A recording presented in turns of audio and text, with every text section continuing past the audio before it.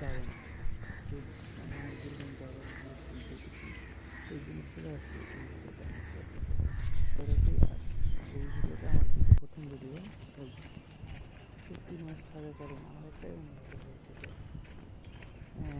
জন্মভূমি ছেড়ে যেভাবে থাকি বা কীভাবে থাকি আর থাকতে পারি না, এই ফিলিংসটা আমার ভিতরে কখনো আসে যে আমি থাকতে পারবো কি পারবো না। আমি যতদিন থাকবো ততদিন মনে হচ্ছে যে না, আমারও থাকতে হবে এক জায়গায় থাকতে হবে।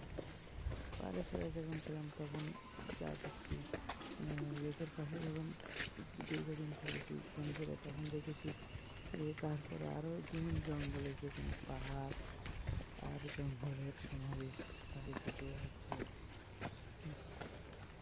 দৃশ্যটা অসাধারণ পরিবেশ, সবুজ, যেটাকে আমি সবসময় অনেক মিস করি।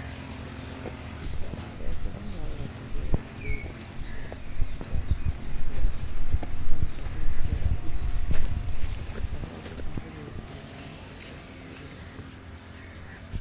এর থেকে ভালো হয় না কিছু, আমার মানে অসাধারণ লাগছে এই সময়। কিন্তু যে বিস্তারিত কথা বলা যাবে না, এটা যে কঠিনের ঘটনা, আমার তখন এই কমেন্টটা করছি।